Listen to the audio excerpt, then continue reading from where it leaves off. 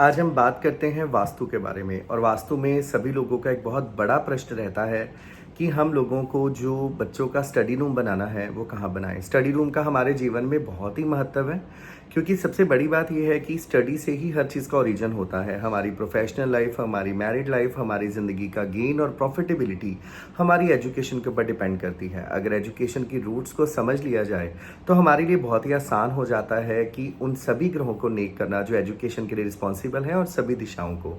सबसे पहली बात हम लोग देखते हैं कि हमारे घर में स्टडी रूम होना कहाँ चाहिए। अगर हमारे घर में study room north east direction में होता है तो वहाँ पर बच्चों की कंसंट्रेशन बहुत अच्छी रहती है। वो एरिया एक जुपिटर का एरिया है और वो एक गुरु का स्थान है जो कि ज्ञान को रिप्रेजेंट करता है। ऐसे बच्चे अगर वहाँ पर बैठ के पढ़ते हैं तो हमेशा ही बहुत अच्छी कंसंट्रेशन के साथ पढ़ते हैं और उनकी मेमोरी भी बहुत अच्छी रहती है। अगर हम ईस्ट की बात करें तो ईस्ट डायरेक्शन हम सब लोग जानते हैं सूर्य की है और रेगुलरिटी की है। इस प्रकार ईस्ट में बैठकर पढ़ने वाले बच्चे हमेशा ही रेगुलर रहते हैं और अपनी एजुकेशन के अंदर बहुत अच्छे तरीके से रेगुलरिटी के साथ अपने चैप्टर्स को लर्न करते हैं और उनका एनर्जी लेवल अपनी एजुकेशन को लेकर बहुत हाई रहता है। इसी प्रकार अगर साउथ ईस्ट डायरेक्शन की बात करें, वहाँ पर स्टडी रूम इतना अच्छा नहीं होता। बच्चों का ध्यान एजुकेशन से हट के इंजॉयमेंट की तरफ चला जाता है या कई बार यूँ भी कह सकते हैं मनी की तरफ चला जाता है। साउथ डायरेक्शन में भी स्टडी रूम अच्छा नहीं माना जाता। अगर साउथ डायरेक्शन की बात की जाए तो वहाँ पर बैठ के पढ़ने वाले बच्चे अगर बिजनेस की स्टडीज़ कर रहे हैं तो अच्छी बात है, अदरवाइज़ वो अपना पूरा का पूरा ध्यान एजुकेशन में छोड़कर कारोबार की तरफ लगाना शुरू कर देते हैं।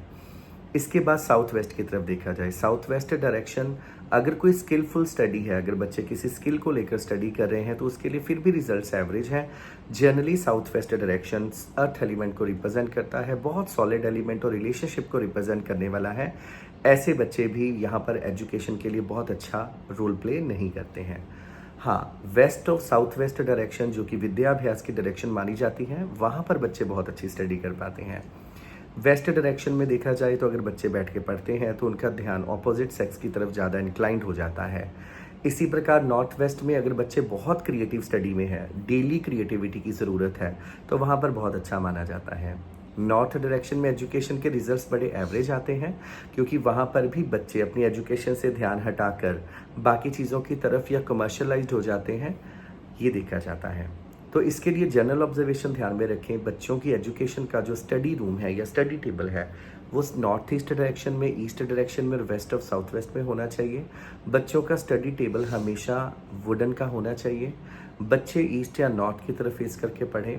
उनके जितने भी पेन या इंस्ट्रूमेंट वो यूज़ करते हैं उसको अपनी राइट हैंड साइड पर रखें और कोशिश करें क्रिस्टल की बॉल वहाँ पे ज़रूर लगाएं। और जहाँ पर उनका स्टडी रूम है वहाँ पर वेस्ट और साउथ वेस्ट डायरेक्शन में अपनी बुक्स रखें या गॉडेस सरस्वती की फ़ोटो ज़रूर रखें। तो ये एक छोटी सी ऑब्जर्वेशन थी वास्तु को लेकर। इसको और डिटेल्ड हम लोग आगे जाकर पढ़ते जाएंगे जिसके रिजल्ट्स और भी अच्छे आएंगे। इसके अलावा अगर आप हमारा 15 क्लासेस का 1 मंथ का फ्री वैदिक एस्ट्रोलॉजी का कोर्स ज्वाइन करना चाहते हैं, जिसके अंदर आपको कई सारी मिसकंसेप्शंस भी दूर की जाएंगी और मिसकंसेप्शन दूर करने के साथ साथ आपके एकेडमिकली चैप्टर्स होंगे क्योंकि विषय बहुत अलग है। उसे समझने के लिए हमें कम से कम 1 महीना पढ़ना पड़ता है और उसके बाद ही हमें पता लगता है।